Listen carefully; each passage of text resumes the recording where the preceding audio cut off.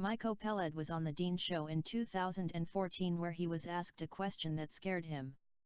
The question was: if the Palestinians had the upper hand, they would do a holocaust like the Nazis did. The question itself was bizarre. Why compare the liberation of the Palestinians from foreign Jewry to the Holocaust instead of to the Algerians, the Moroccans, the Tunisians who successfully removed the French colonists, or the Kenyans, Ugandans, Indians, Egyptians who removed the British? But Miko Peled was very afraid of the question. To truthfully answer the question would have required him to simply say, yes, if the Palestinians had the upper hand, no doubt that they would force the colonial settlers out of the country. But he being one of the settlers, that is not something he would like to see happen. Therefore, he peddled the most silly lies that the Palestinians object only to the brutality of the colonial regime, otherwise they have no problems living side by side with total strangers who came from Europe, America, Asia, South America, and invaded Arab land.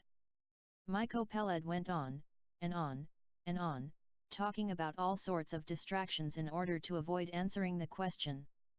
Not only do the Jews in Palestine make sure that the Palestinians remain weak and divided, but also that the Arab governments never acquire fighter jets or any weapons that would give them the upper hand. The host of the show did not bother to ask him to answer the question that he had asked him. On the ground now, we also hear many things like the media and many of politicians, they'll say that, look, that the Palestinians, if they did have an upper hand, they would do a holocaust like the Nazis did. What would you say to that?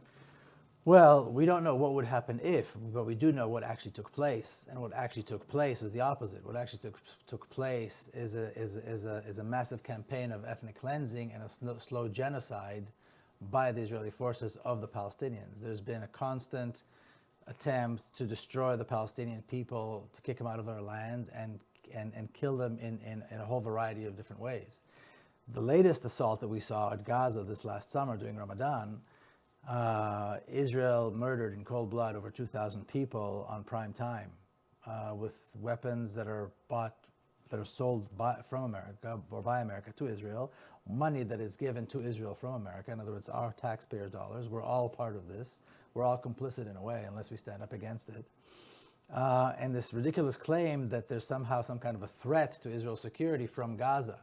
Well, Gaza is mostly refugees. The Gaza Strip was established by Israel in the early 1950s as a place to house the thousands and thousands of Palestinians who were thrown out of their homes and became refugees as a result of the establishment of the State of Israel.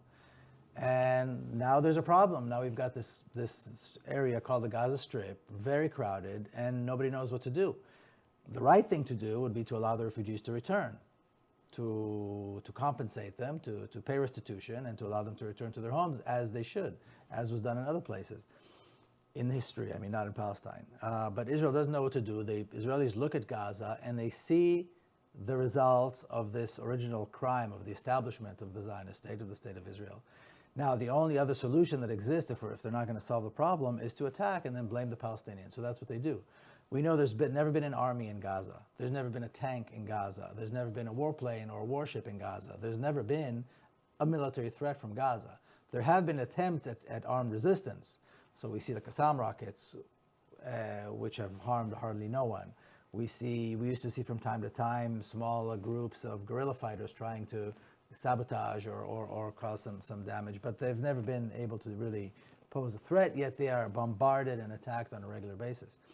So what Israel is very good at, and Israel's allies are very good at, is distorting the story, is attacking the victim and then blaming the victim for starting the violence, which of course is complete nonsense. Sir, the question was, if the Palestinians had the upper hand, they would do a holocaust like the Nazis did. You failed to answer it because the only answer would have been certainly that the Palestinians would take back their land from foreign invaders, and you, like the rest of other Europeans or Americans, would have to go the nearest Palestinian embassy and get a visa if you desire to enter Palestine. But that is never your desire, is it? As the descendant of European colonial invaders of Palestine, you feel you have a claim and a right to Palestine. I am here to tell you that you have no more or no less a connection to Palestine than any other European. Sir, what would happen if there were a strong army in Gaza, warships in Gaza, fighter jets in Gaza? You would grab your American passport and flee from the land as all other European invaders of Arab lands had done in history. You would then have to say goodbye to your manufactured identity of Israeli, wouldn't you? But that is the last thing on your mind, is it not? You are very proud of being an Israeli, are you not? Sir, remember who removed the Crusades, the British, the French, the Italians from colonized Arab lands? The Arabs did. You can claim to be an Israeli or an Israelite or a chosen, whatever you choose. But never forget that it is not because you were born on Arab land that you think you have a right to Arab land. It is the heavily armed security forces that protect you 24/7 that have made it possible to live a life of luxury on stolen Arab land.